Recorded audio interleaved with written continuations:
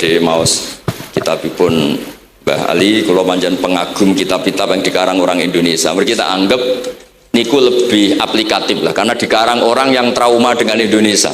Kemudian setelah trauma ingin membenahi Indonesia. Misalnya jenengan ngertos sesajen, mbok haramno iku tradisi, mbok barno iku sawangane kok dekati sirik ning pinggir wit gede. Akhirnya dimodifikasi, semangan-mangan, kumpul-kumpul tapi tahlilan. Nah, masuk tahlilan la ilaha illallah barani kalimatu syirkin. La ilaha illallah itu kalimatu syirkin. Kalau dilafatkan di bawah pohon. Terus piye logikane ku piye? Kalau bolak-balik matur. Hadhil kalimah sara bihal kafiru mu'minan. Fa kaifa saral mu'minu kafiran juga bihadhil kalimah. Itu logikanya enggak ketemu. Orang yang kafir puluhan tahun saja sekali melafatkan la ilaha illallah Muhammadur Rasulullah, qul lil ladzina kafaru iyantahu yufar lahum ma qad salaf. Selesai, sara mu'minan. Bihadhil kalimah. Kemudian kalimah yang sama ketika kita baca dianggap kita ini kafir juga bihadhil kalimah. Akhirnya dengan modifikasi khas Indonesia, kearifan Indonesia, tetap sesajen tapi tahlilan, tetap melakukan hal-hal Jawa tapi dimodifikasi menjadi Islam. Kalau kita misalnya orang modern nggak ingin mengganggu orang lain yang kita tamui, gampang dalilnya. Ada ayat la tadkhulu buyutan ghaira buyutikum. Kamu jangan sowan ke orang lain atau dolan ke orang lain. Hatta tastanisu. Ukurannya bukan salam dulu, bukan hatta tusallimu, hatta tastanisu. Jika kamu merasa nyaman, kamu bisa mengukur tingkat akrab kamu. Kamu bisa mengukur jamnya orang itu. Kamu bisa mengukur kebutuhan orang itu. Butuh saya enggak? Kenapa mertamu pengen kayak duit bebas jam? Atau kamu orang cantik yang kamu tamoni sing seneng kue bebas jam? Tapi aku apa nagih hutang, mertamu orang yang kamu tagih itu mesti kamu dianggap problem. Atau mertamu orang yang nggak akrab di jam istirahat, tentu kita dianggap problem. Makanya ukurannya Quran tuh hatta tastanisu, kamu merasa nyaman. Istiqnas itu nyaman, enjoy. Kayak saya dolan di Gosofur kan akrab mulai kecil teman saya. Mungkin bisa ngabaikan jam. Jadi kalau saya dolan di kiai yang nggak kenal saya, mungkin kedatangan saya dianggap problem karena di jam tertentu. Saya harus mikir, kayak apa hebatnya Quran ketika bikin aturan la tadkhulu buyutan ghaira buyutikum hatta tastanisu. Setelah nyaman nggak apa-apa waktu salimu, jangan salam dulu. Istiqnasnya nggak kena, salamnya geger. Akhirnya banyak kiai keselak. Assalamualaikum pas makan, nggak dijawab. Assalamualaikum. Nah hal-hal seperti itu harus santri-santri ini kalau niat ngandani lari-lari, bukan niat ngandani kiai-kiai. Harus waqafil qalb, harus warrasikhuna fil ilm. Tahu betul kualitas hatta tastanisu. Kamu itu merasa nyaman istiqnas. Kemudian rasa nyaman ukurannya apa ya? La doror wala diror. Kamu tidak ganggu diri kamu sendiri, juga agak mengganggu orang lain. Sehingga setelah itu semua baru watu salimu ala ahliya. Nah, andai kan kita ya tadi Dawe Mbah Mus, kita semua sudah seperti itu. Kalau bertamu di orang ya kita ngukur tingkat akrab kita, tingkat dibutuhnya kita. Sehingga di tradisi NU itu ya dolan kiai pendak diundang karena itu pasti diinginkan. Wong kula nate diceritani pernah misanani Mbah Mun. Kula nate Gus ditiliki Mbah Mun mboten seneng. Kena apa? Beliau pas khutbah Mbah Mun rawuh delalah Mbah Mun jarak salat ning saf awal. Bar niku tiyange meruntus meriang. Karena khotib tuh harus naik ke mimbar kudu ngandani takwa usikum wa nafsi takwa. Teng isore niku Mbah Mun. Walhasil terus lara terus wan yai. Mbah, nak dolan nggih dikira-kira, ampun pas Jumatan. Semenjak niku Mbah Mun Mbah Sahal nak Jumatan teng mburi. Mbah Sahal itu kalau Jumatan itu sudah komat gelar, beliau keluar dari mobil serenane itu miyos terus sholat terus kundur. Kalau dulu janggal iki wong alim alama nak sholat kok mburi. Ternyata itu nggak ingin jadi problem bagi khotib. Jadi iso bayangno khutbah ning ngarepe Mbah Mus terus kula munggah ngeten nyekel tongkat usikum wa nafsi fi taqwa. Terus apa ya akhirnya terus kula niku kan jare wong akeh mboten tenan Bu, jare wong akeh ora rada iso ngaji. Kula nek Jumatan niku guri gara-gara diceritani niku. Ternyata khotibe cerita kula matur nuwun Gus, pokoke nek pas Jumatan aja ketok. Dianggap musibah, kedatangan kula dianggap musibah.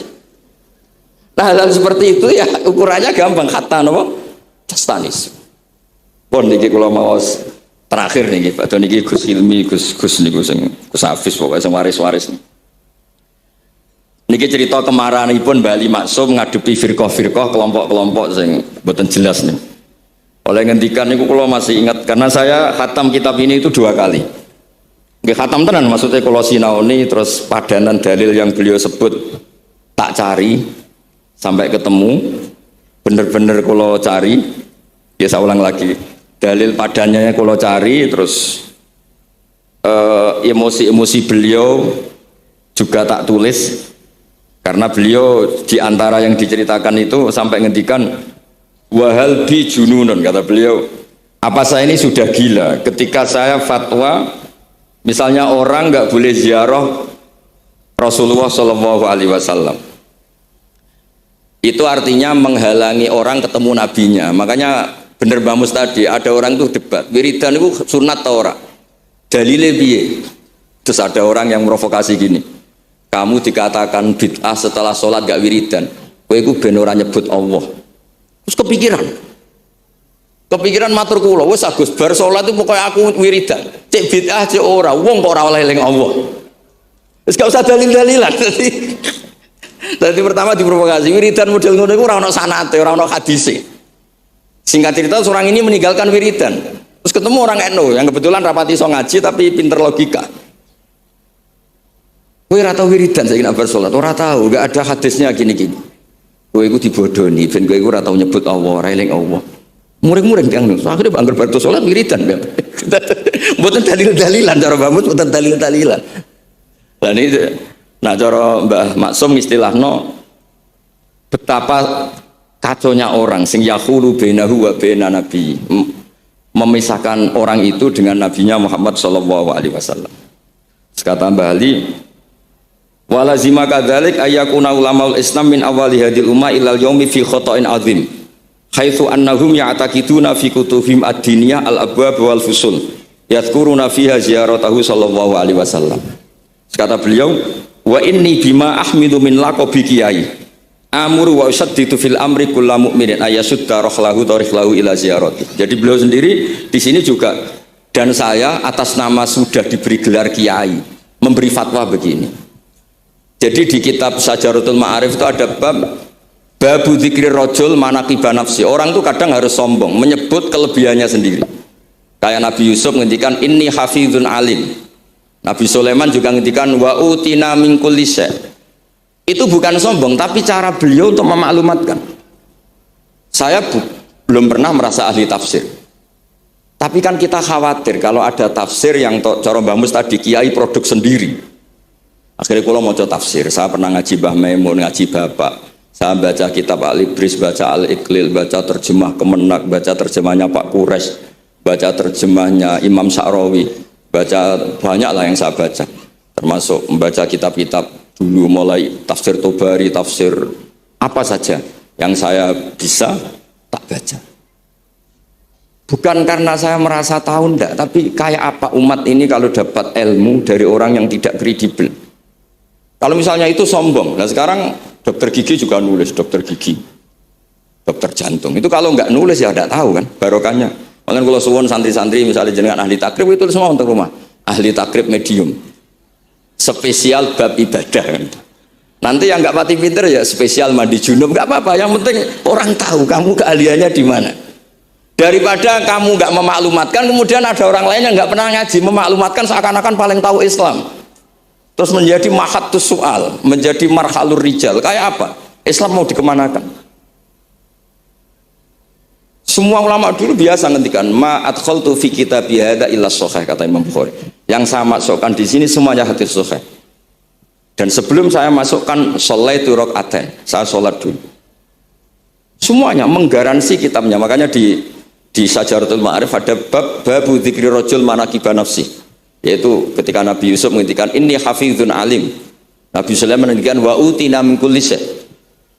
Wal anbiya kulluhum yaqulun inni lakum nasikhun amin. Semua nabi pasti maklumatkan diri inni lakum nasikhun amin. Saya ini penasihat terbaik, nasihat yang bisa dipercaya. Kemudian ketika ada zamanul khibdi, zaman hasud, zaman orang nggak fair, seakan-akan seperti itu tuh keangkuhan. Coba Mbah Bisri menamakan kitabnya itu Al-Ibris. Al-Ibris itu apa? Emas yang murni. Makna cari di berbagai kamus maknanya Al-Ibris itu emas yang murni. Kayak apa? Semua kitab juga dinamai dengan nama-nama keren. Al-Iqlil, Al-Ibris, Fathul Bari. Jadi enggak apa-apa. Kayak ini juga dinamai Hujjatu Ahli Sunnah wal Jamaah, argumentasi mazhab Ahli Sunnah wal Jamaah. Sekolah teruskan sampai beliau ngendikan wahal bi jununun hatta usdiro amri lil mu'minin alla yazuru rasulahum wa waliya ni'matim alladzi lahu fi unuqi kulli mu'minin minnah. Masa saya ini menjadi gila karena menfatwakan orang Islam itu enggak perlu ziarah ke Rasulullah SAW.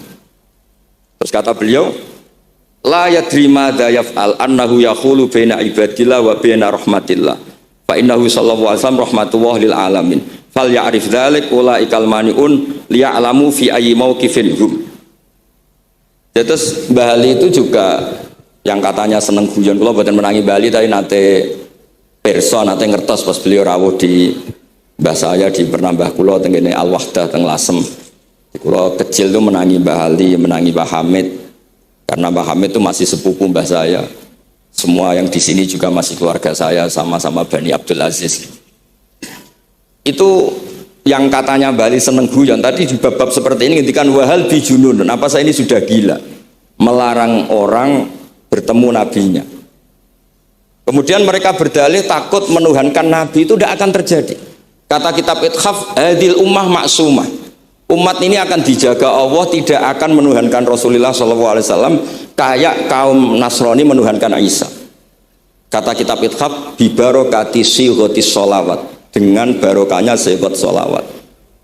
Beliau ngendikan, wan nabiyyu SAW wa injalla qadru muhtajun ila rahmatihi ta'ala. Sighat sholawat itu kan unik. Allahumma, Allah itu Tuhan, sholli ala sayyidina Muhammad. Hadzal nabi wa injalla qadru muhtajun ila rahmatihi ta'ala. Jadi kita mengekspresikan mahabbah bahwa Nabi itu ahabbul khalqi ilallah. Di saat yang sama kita tetap bilang Allah yang Tuhan, tolong selalu beri sholawat dan rahmat ke Rasulullah. Berarti duduk perkaranya tetap Allah sebagai Jalla Jalaluh, Nabi apapun mulianya abduhu wa rasul. Jadi sholawat itu sudah sehat yang insya Allah tidak akan menjadikan hadil ummah mengkultuskan Nabi hatta rafa'uhu ila darajatil uluhiyah. Karena barokahnya sehat sholawat tetap Allahumma al-mu'ti wa nabi wa injalla qadruh al-mu'ta yang dikasih. Jadi hadis sehat itu sudah siwatul tauhid, siwatul mahabbah, siwatul alaqah baini wa baina Rasulillah sallallahu alaihi wasallam. Kayak apa hadil ummah? Ya tapi tadi bener dawe Mbah Mus, nerangno ngene iki bagiane kiai ning desa rasa diterangno wis sholawatan. Jadi kepenak rasa dalil-dalilan sholawatan. Tapi memang resiko gak ada yang menerangkan suatu saat kalau ada itsaratus syubuhat itu terus mereka bahaya. Makanya ada yang ngalahin nerangno sepatus ini masih terjaga. Terus niki kula nyuwun sangat, kula niku pancen bapaknya bapak saya. Bapak saya semane Mbah Nur Salim gak ada bapak namanya Mbah Nur Sam. Kula niku sepuhe niku seneng uzlah. Kula niku duka niat sepundi tapi memang mungkin faktor gen ya. Saya itu termasuk orang yang pengen jauh sekali terganggu kalau sering ada acara-acara malah nih mun wayai lah niki mun wayai Mas Afif, Gus Yakin, Gus Ilmi, Gus wayai nyai, wayai ngaji mulang kitab mbah iki teng ngarepe wong akeh dadi nak salah izin. Ojo ngomong ngarepe santri keliru jari laduni benus. Pokoke repot.